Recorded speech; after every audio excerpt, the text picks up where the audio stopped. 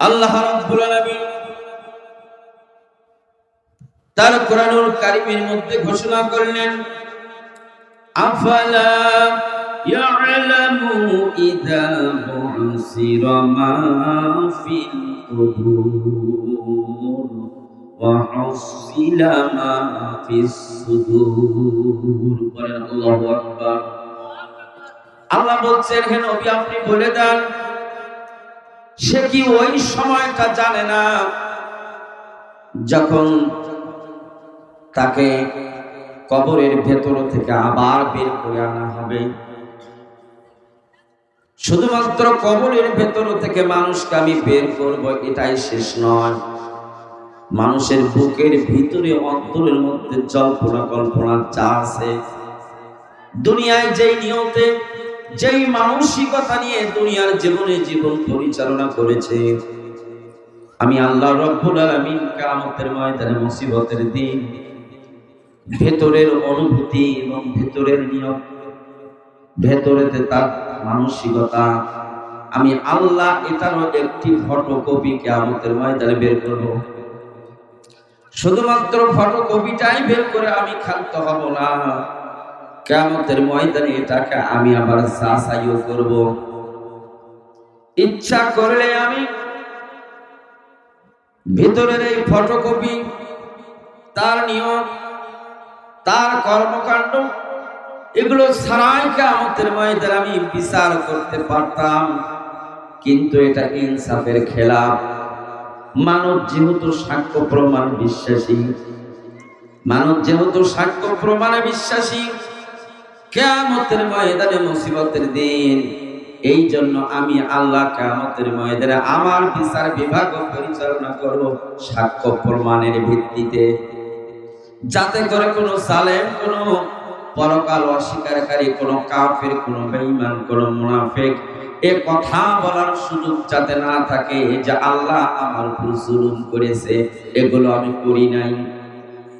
এই জন্য সাক্ষ্য প্রমাণ সব নথিপত্র কিয়ামতে আমি আল্লাহ হাজির করব। সেই দিন মানুষের আমার বিচার, আমার রায়ের বিরুদ্ধে কথা বলার মতন কোন রাস্তা আমি কিয়ামতে আর রাখবো না। সুবহানাল্লাহ বলেন। নবীজি পরকালের জবাবদিহিতার ভয় যাদের অন্তরের মধ্যে নেই, আপনি যে সমাজ চাচ্ছেন, ইনসাফ ভিত্তিক একটি রাষ্ট্র তৈরি করতে চাচ্ছেন, মক্কার কাফের বেঈমান এগুলো মানুষ দিয়ে হবে না। রাসূলকে প্রস্তাব দেওয়া হয়েছিল, হে রাসূল বলেন আপনি কি চান? আপনার দাবি যদি সম্পদ হয়, কত সম্পদ লাগবে আমরা দেব, তারপর ইসলামী আন্দোলন আপনি বাদ দেন। ঠিক না বেঠিক? আল্লাহ রাসূল জবাব দিয়েছেন, সম্ভব নয়।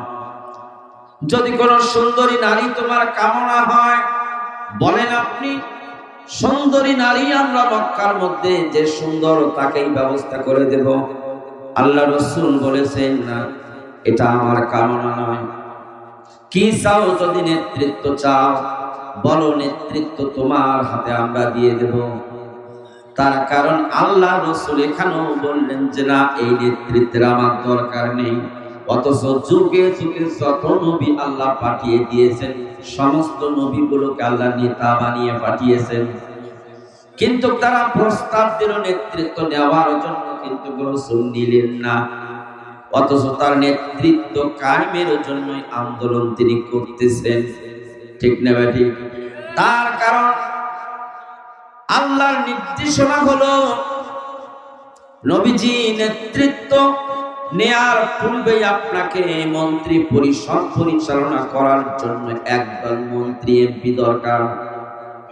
তোমার মন্ত্রণালয়ে যারা মন্ত্রিত্ব করবে, যারা নেতৃত্ব দিবেন, এই মানুষগুলার যদি পরকালের জবাবদিহিতার ভয় না থাকে, আপনি কোনদিন ইনসাফ ভিত্তিক রাষ্ট্র আপনি টিকিয়ে রাখতে পারবেন না। কথা বলেন ঠিক নেবে ঠিক? এই যে 16 বছরের শাসন আমলে যত জুলুম নির্যাতন, যত চুরি ডাকাতি যা হয়েছে, সবগুলোই প্রধানমন্ত্রী শেখ হাসিনার নির্দেশে হয় নাই।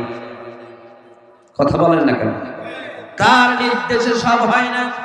তার কারণ তার যে মন্ত্রী পরিষদ, তার যে পার্লামেন্ট, এগুলোর ঘিরে যাদেরকে ঘিরে তিনি আইন তৈরি করতেন, আইন পাশ করতেন, আইন প্রণয়ন করতেন, যাদেরকে বাজেট দিতেন, যাদের দ্বারা রাষ্ট্র পরিচালনা করতেন, উনি ভালো কিছু করতে চাইলেও সম্ভব নয়। তার কারণ সমস্ত চোর দিয়ে মন্ত্রী পরিষদ ভরা। কথা বলেন না কেন? উনি যদি সততা ইনসাফ ভিত্তিক যদি রাষ্ট্র পরিচালনা করতেন, ওনার মৃত্যু পর্যন্ত তিনি থাকতে পারতেন। কথা বলেন ঠিক কিনা? কিন্তু ওই পরিষদ নিয়ে থাকাও সম্ভব নয়। আমলা আপলা যতগুলো রাজনীতি করেছে তাদের পেট ভরার জন্য করেছে। আল্লাহর নবী এমন একটা চোরের দলকে কি পার্লামেন্টে মন্ত্রী পরিষদের মন্ত্রী বানিয়ে কি তিনি নষ্ট করবেন রাষ্ট্র? এই জন্য বলা হলো, নবীজি নেতৃত্ব যদি চান দেই, আল্লাহ রাসূল বললেন না, আমার এই নেতৃত্বের জন্য দুনিয়াতে আল্লাহ পাঠায়নি আমাকে। আমার নেতৃত্ব আমার মন্ত্রী পরিষদ, আমার এমপি মন্ত্রী যারা তৈরি হবে, আমার আল্লাহ যেভাবে ডিরেকশন দিয়েছেন সেইভাবে আগে কর্মী তৈরি করা লাগবে। আমার পরিষদটাকে গঠন করা লাগবে, ইনসাফ ভিত্তিক লোক আগে আমাকে তৈরি করা লাগবে। ইনসাফ ভিত্তিক ব্যক্তি ছাড়া রাষ্ট্রে ইনসাফ ভিত্তিক আইন বাস্তবায়ন করা সম্ভব নয়। এই জন্য তিনি পরকালের জবাবদিহিতার ভয়ের মধ্য দিয়ে একদল তিনি লোক তৈরি করতে চেয়েছিলেন। আল্লাহ রাসূল 13 বছরে তা তৈরি করেছিলেন। এই জন্য বিশ্ব নবী দুনিয়ার জমিন থেকে ওফাতের পর গোটা অর্ধ পৃথিবী শাসন করেছে মুসলমান। একটা মানুষ তো তার অধিকার আদায়ের জন্য আন্দোলন করা তো দূরে থাক, একটা পশু পাখি পর্যন্ত অর্ধ পৃথিবীতে কষ্ট পায় নাই। কি বলেন আপনারা? আমার ভাইরা, একটু মনোযোগ সহকারে শুনুন। কারো বিরুদ্ধে বক্তব্য যাওয়ার জন্য আল্লাহ কোরআন নাযিল করেনি, প্রতিটা বক্তব্যই মানুষের কল্যাণের জন্য আল্লাহ নাযিল করেছেন। আল্লাহ তাআলা বললেন, নবী আপনি বলে দেন, এই দুনিয়ার জগৎটাই শেষ জগৎ নয়, আরেকটা জগৎ তোমাদের জন্য অপেক্ষা করছে। সেই জগতে আমি আল্লাহ রাব্বুল আলামিন এই কবর থেকে বের করে নিয়ে আসব। বের করে শুধু ক্ষান্ত নয়, মানুষের বুকের ভিতরে যা লুকিয়ে আছে সেটার একটা কপি আকারে আমি ফটোকপি বের করব। এটা বের করার পর জনগণের সামনে যাচাই করব। কার সামনে? সেদিনকে আমরা থাকবো। কথা বলেন, থাকবো। আদম থেকে শুরু করে কিয়ামত পর্যন্ত যত মানুষ দুনিয়াতে আসবে সবাই সেই দিন উপস্থিত থাকবে। চিৎকার দিয়ে বলেন সুবহানাল্লাহ। জনসম্মুখে সেদিন প্রকাশ করে দেওয়া হবে। সেদিন আমি যাচাই করব। কাফেরেরা এই কথাটা মানতে রাজি হচ্ছিল না। তারা বলতেছিল, কিভাবে সম্ভব? আমরা যখন মাটির সাথে মিশে যাব, ধুলি কণার সাথে একাকার হয়ে যাব, হাড় গরুর খোঁজ থাকবে না, নতুন করে কিভাবে আল্লাহ তৈরি করবেন এটা আমাদের মাথায় আসে না। আল্লাহ বলে দিলেন, নবী ওদেরকে আপনি বলে দেন, কাইফা তাকফুরুনা বিল্লাহি ওয়া কুনতুম আমওয়াতান ফাআহইয়াকুম সুম্মা ইউমীতুকুম সুম্মা ইউহয়ীকুম সুম্মা ইলাইহি তুরজাউন। বলেন আল্লাহু আকবার। মানুষ কবর থেকে উঠিয়ে নিয়ে আসা, আবার নতুন করে কবর থেকে একজন মানুষকে বের করা মানুষের কাছে আশ্চর্যজনক মনে হচ্ছে। হে নবী, ওই মানুষগুলোকে আপনি প্রশ্ন করুন, ওই মানুষগুলোকে সৃষ্টি করার পূর্বে ওরা কি ছিল? তখন আমরা সবাই মৃত, ঠিক নেবে ঠিক? তখন আমরা কি? মৃত, অস্তিত্বই ছিল না আমাদের। আমি আল্লাহ তাআলা অস্তিত্বহীন থেকে যদি মানুষকে অস্তিত্ব দান করতে পারি, তারপরে আমি আল্লাহ রাব্বুল আলামিন ধীরে ধীরে এই মানুষটাকে বড় করেছি।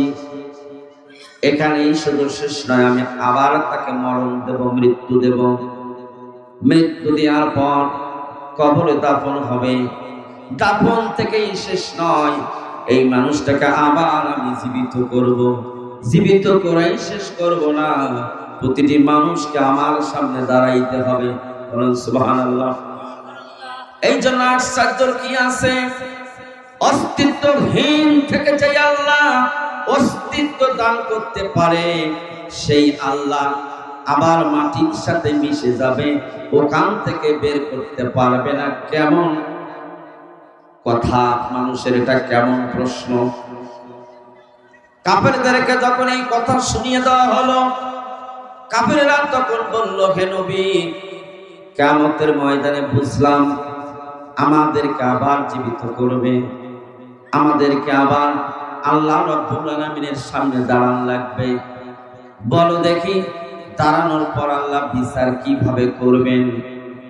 আল্লাহ সাথে সাথে জানিয়ে দিলেন, নবী ক্লিয়ার করে দেন, আমি কিভাবে মানুষের আমি বিচার করব। ইয়াউমা তুবুলাস সারাইর ফামা লাহু মিন কুওয়াতিন ওয়ালা নাসির। বলেন আল্লাহু আকবার। সেই কিয়ামত যখন সংঘটিত হবে, আমি আল্লাহ রাব্বুল আলামিন সেই কিয়ামতের ময়দানে, মুসিবতের দিন, সেই দিন মানুষের অন্তরের মধ্যে যা কিছু লুকিয়ে আছে আমি সেই দিন সব বের করব। অন্তরের জল্পনা কল্পনা যা আছে সব আমি আল্লাহ রাব্বুল আলামিন বের করে বিচার করব। সেই দিন মানুষের কোনো শক্তিও থাকবে না, কোনো ক্ষমতাও থাকবে না, নিতর হয়ে মানুষ সেই দিন দাঁড়িয়ে থাকবে খাম্বার মতো। কথা বলার কোনো শক্তি থাকবে না মানুষের। সমস্ত মানুষ দৌড়াচ্ছে যেন তারা দেবতার আস্তানায় যাচ্ছে। আসলেই দেবতার আস্তানায় তারা যাচ্ছে না, তারা তাদের রবের আদালতের দিকে যাচ্ছে। মানুষ মনে করবে তারা কি পাগল হয়েছে নাকি? আল্লাহ বলছে না, তারা পাগল হয় নাই, মাতাল হয় নাই, বরং আখিরাতের ভয়ে এই মানুষগুলোকে আল্লাহ রাব্বুল আলামিন অস্থির করে তুলেছে। প্রতিটি মানুষের একটাই টেনশন, একটাই চিন্তা, কি হবে আজ কিয়ামতের ময়দানে? আদালত, আল্লাহর আদালতে আমার বিচার, রায় আমার পক্ষে যাবে না বিপক্ষে যাবে, এই চিন্তায় প্রতিটি মানুষ ব্যস্ত। আল্লাহর নবী বললেন, প্রতিটি মানুষ আকাশের দিকে সেই দিন তাকিয়ে থাকবে, উলঙ্গ অবস্থায় কিয়ামতের ময়দানে উঠবে। আম্মা আয়েশা বললেন, ইয়া রাসূলুল্লাহ, প্রতিটি মানুষ যদি উলঙ্গ অবস্থায়, বস্ত্রহীন অবস্থায় যদি ওঠে, হে নবী, সেই দিন কি আমাদের লজ্জা লাগবে না? আল্লাহর নবী বললেন, আয়েশা কি বলো? সেই কিয়ামতের ময়দানে একজন মানুষ আর একজন মানুষের চেহারা দেখা তো দূরের কথা, নিজের চেহারাটা দেখার মতন সুযোগ মানুষের হবে না। প্রতিটি মানুষ অস্থির।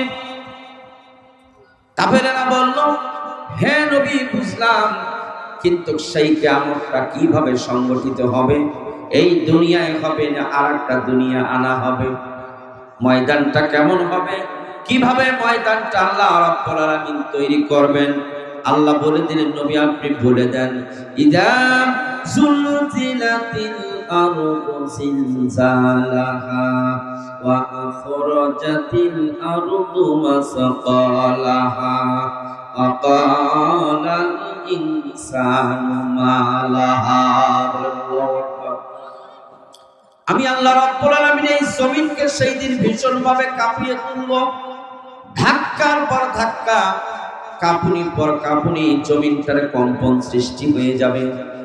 শুধু কম্পন সৃষ্টি হয়ে সেই দিন শেষ নয়, এই জমিনের ভেতরে যা লুকায়িত আছে জমিনের পেটে, সব সেই কিয়ামতের ময়দানে বাহিরে নিক্ষেপ করে দিবে।